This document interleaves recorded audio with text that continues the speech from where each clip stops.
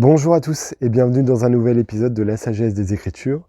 Je suis très heureux de vous retrouver une nouvelle fois cette semaine pour aujourd'hui vous partager l'histoire de Job, qui est pour moi un grand homme. J'ai beaucoup d'admiration pour lui. Il était tellement grand qu'il a tout un livre qui lui est consacré rien qu'à son histoire dans la Bible. Et donc en fait, qui est Job? Job, c'était un homme très connu à son époque. On nous dit qu'il était un des hommes les plus considérés de tout l'Orient. Il était très riche, il avait 7000 brebis, 3000 chameaux, 500 paires de bœufs, il avait beaucoup de serviteurs. En fait, voilà, il était très respecté. Et c'était un grand serviteur de Dieu. Il obéissait à tous les commandements, il faisait régulièrement des offrandes au Seigneur pour lui montrer que, voilà, il l'aimait. Et dans Job, on peut lire à un moment la conversation que Satan a avec Dieu. Alors, je pense pas que ça représente forcément les relations que Dieu a avec Satan, mais je pense plus que ça représente un petit peu les accusations que Satan peut faire contre nous parfois. Et en fait, ce qu'on lit, c'est que Satan, il dit à Dieu, est-ce que c'est d'une manière désintéressée que Job craint Dieu? Ne l'as-tu pas protégé, lui, sa maison et tout ce qui est à lui? Tu as béni l'œuvre de ses mains, et ses troupeaux couvrent le pays. Mais étends ta main, touche à tout ce qui lui appartient, et je suis sûr qu'il te maudit en face. Et donc c'est ce que Dieu va faire, il va dire, moi j'ai confiance en Job, je sais que c'est pas pour ça qu'il me sert. Et donc il va lui enlever tous ses biens du jour au lendemain. En fait, il y a des gens qui vont lui voler tous ses troupeaux. Il y a un incendie qui va détruire toute sa maison, qui va tuer en plus tous ses enfants et tous ses serviteurs. Et donc voilà, du jour au lendemain, Job se retrouve, passe de l'un des hommes les plus riches de tout l'Orient à un SDF sans aucun bien. Et pourtant, malgré tout ça, Job, après que tous ces malheurs lui soient arrivés, il dit « Je suis sorti nu du ventre de ma mère, et nu je repartirai. L'Éternel a donné, et l'Éternel l'a ôté. Que le nom de l'Éternel soit béni. » Et donc le lendemain, enfin le chapitre d'après, Satan et Dieu reparlent un petit peu ensemble, et Dieu lui dit, bah, tu vois, j'ai tout enlevé, et pourtant, Job continue à me servir. Et Satan dit, oui, mais il continue à te servir parce que tu l'as laissé en bonne santé. Si tu lui as enlevé la santé qu'il a, je suis sûr qu'il te maudirait d'un coup. Et Dieu dit, bah, on va voir. Et c'est ce qui se passe. Il y a une maladie qui arrive sur Job. Alors, c'était pas un petit rhume, hein, il avait des ulcères, vraiment quelque chose où je pense que le niveau de souffrance devait être bien élevé. Et malgré tout, Job reste fidèle à Dieu. Et donc, en fait, ce que je trouvais intéressant dans ce passage, c'est nous, qu'est-ce qui nous motive à servir Dieu? Je sais que parfois, en fait, quand on n'a pas ce qu'on veut, on a tendance à s'éloigner de Dieu parce qu'on se dit, en fait, Dieu n'est pas là, Dieu ne nous bénit pas. Ça peut être sur différents aspects, ça peut être pareil au niveau financier où, en fait, on fait tous les efforts pour travailler, on travaille dur, on est honnête, voilà. On est droit dans tout ce qu'on fait et malheureusement, des fois, on peut avoir des soucis financiers, la situation qui ne s'améliore pas. Et on se dit, à quoi ça sert de servir Dieu alors qu'il y a des personnes qui sont malhonnêtes, qui mentent, qui trichent, qui ont des business un petit peu obscurs, ils vendent de la drogue, des choses comme ça, et ils prospèrent et ils ont une situation financière qui va bien. À quoi ça sert?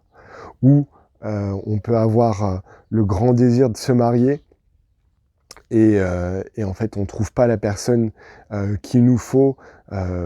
Voilà, on n'arrive pas à trouver la personne qui nous correspond, alors que des personnes qui sont pas gentilles, qui sont méchantes, et en fait, ont cette bénédiction-là. Ou encore, on peut avoir ce sentiment d'avoir toujours été juste, d'avoir fait attention à notre corps, de ne pas avoir mangé des choses trop grasses, trop sucrées, trop salées, et pourtant malheureusement on se retrouve avec une maladie, avec un diabète, avec un cancer, avec de l'hypertension, avec un handicap, alors que pourtant on est toujours resté fidèle à Dieu, et on voit des personnes qui à côté, qui fument, qui boivent de l'alcool, et qu'on a l'impression que leur santé va bien.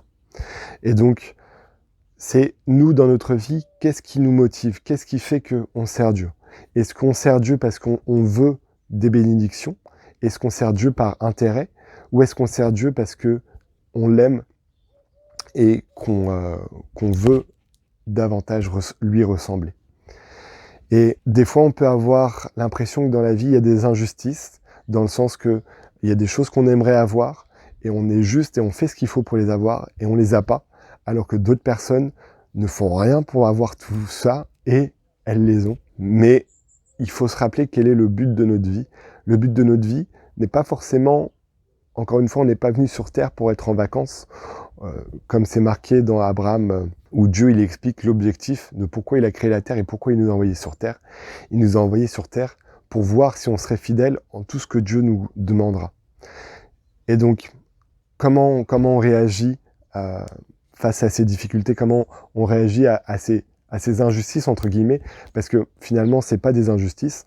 Dieu, il a toutes les bénédictions et il peut nous les donner, il peut les reprendre, comme disait Job, hein. C'est Dieu qui donne et c'est Dieu qui reprend. Il disait ça au chapitre 2, au verset 10, il dit « Nous recevons de Dieu le bien et nous ne recevrions pas aussi le mal ».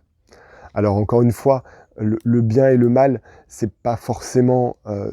Dieu ne donne pas le mal, mais je pense que parfois, nous, on perçoit ces choses-là comme une mauvaise chose, mais ça ne l'est pas forcément parce que, comme disait Paul, tout concourt au bien de ceux qui servent Dieu, et donc que ça soit des difficultés financières, que ça soit le fait qu'on n'arrive pas à trouver un conjoint, qu'on n'arrive pas à se marier, que ça soit le fait qu'on ait une maladie, en fait, toutes ces choses qui peuvent sembler mal, en fait, concourent à notre bien si on sert Dieu, parce que cela nous donne de l'expérience, cela nous aide à progresser dans notre vie, et cela nous aide à être davantage comme le Christ.